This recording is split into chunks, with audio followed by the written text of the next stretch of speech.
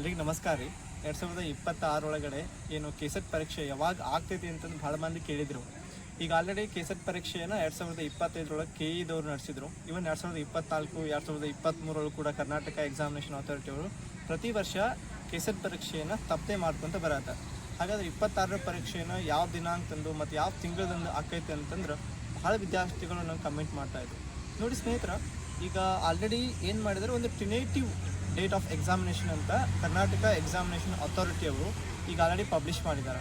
October 11 Karnataka ಏನು KSET ಪರೀಕ್ಷೆಯನ್ನು ಮಾಡಕ್ಕೆ ಹೊಂಟಾರೆ ಅವರು. ಸಾಮಾನ್ಯವಾಗಿ ಈ ಒಂದು ಕೆಸೆಟ್ ಪರೀಕ್ಷೆಗೆ ನಮಗಿರೋದು 4 ರಿಂದ 5 ತಿಂಗಳಿದೆ.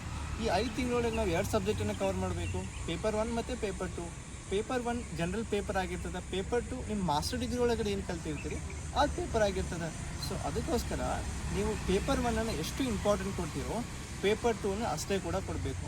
ಈಗ ನೋಡಿ, ಸಾಮಾನ್ಯವಾಗಿ ಜನರಲ್ ಪೇಪರ್ ಹೆಂಗಿರ್ತದೆ ಅಂತಂದ್ರೆ ಎಲ್ಲರಿಗೂ ಡಿಫಿಕಲ್ಟಿ ಆಗಿರೋದಿಲ್ಲ ಮತ್ತು ಎಲ್ಲರಿಗೂ ಕೂಡ ಈಸಿ ಆಗಿರೋದಿಲ್ಲ. 25 ಕ್ವಶನ್ಸ್ ಹೆಂಗಿರ್ತಾವೆ ಅಂದರೆ ಈಸಿ ಆಗಿರ್ತಾವೆ. ಯಾರು ಸಾಮಾನ್ಯವಾಗಿ ದಿನಾಲು ಈ reading comprehension, environment, higher education ಮತ್ತು ಬೇರೆ ಬೇರೆ ಟಾಪಿಕ್ಸ್ಗಳನ್ನು ಯಾರು ಓದ್ತಾರೆ ಅವ್ರಿಗೆ ಅದು ಈಸಿ ಆಗ್ತದೆ. ಮತ್ತು ಯಾರು ಪೇಪರ್ 2 ಅಂದರೆ ನಿಮ್ಮ ಸಬ್ಜೆಕ್ಟ್ ಪೇಪರ್ ಮಾಸ್ಟರ್ ಡಿಗ್ರಿ ಒಳಗಡೆ ಯಾರು ಚೆನ್ನಾಗಿ ಓದಿದ್ದಾರೆ ಮತ್ತು ನಿಮ್ಮ ಬುಕ್ಕನ್ನು ಥರವಾಗಿ ಅಂಡರ್ಸ್ಟ್ಯಾಂಡಿಂಗ್ ಮಾಡ್ಕೊಂಡ್ರೆ ಅವ್ರಿಗೆ ನಾನು ಒಂದು ಗೈಡನ್ನು ಓದ್ತೀನಿ, ಒಂದು ಬೇರೆ ಪುಸ್ತಕವನ್ನು ಓದ್ತೀನಿ ಅನ್ನೋದಾದರೆ ನೀವು ಕೆಸೆಟ್ ಪರೀಕ್ಷೆನ ಕ್ಲಿಯರ್ ಮಾಡ್ಕೊಳ್ಳಿಕ್ಕಾಗಲ್ಲ.